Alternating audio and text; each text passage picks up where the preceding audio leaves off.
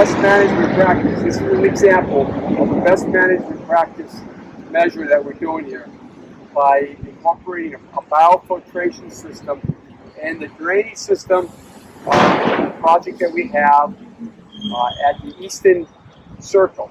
This circular area is at the intersection of 3rd Street and Northampton Street. We have 2 structures that we're putting in here to mitigate the effect of stormwater contamination going in through our stormwater system. Outside of the circular area where we have a structure that is in the ground where there's an engineered structural drainage bed at the bottom of the structure, about 30 inches or so down.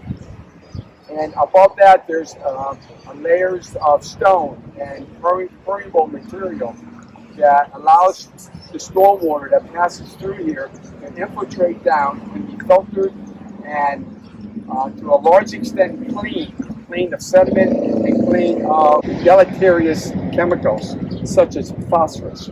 And all the stone, all the permeable material has been put in place and temporarily this fabric, geofabric that's wrapped around it to protect it until we get to the point where we can complete this structure.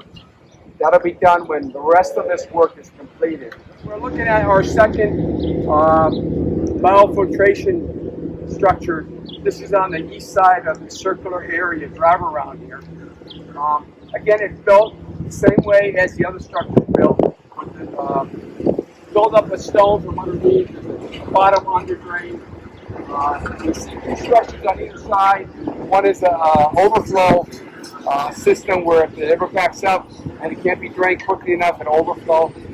And the other pipe will be cut down to finished grade, and will be a port to view the condition of structure, so that if there's any water backing up, we'll be able to see it, and we already know that this structure has an issue and needs to be addressed from a maintenance standpoint. Well, right now they have mulch in those bags, but other bags had the specific stones that were placed underneath to afford the drainage that is required in this structure to be sure that all the water can drain through and drain in such a way that it won't pond excessively or for too long of a time, and it will be filtered and particularly to be removed, and there'll be plants put on top of this whole area to be mulch, about 3 inches of hardwood mulch, and embedded in that will be plants that are specific for this type of a condition.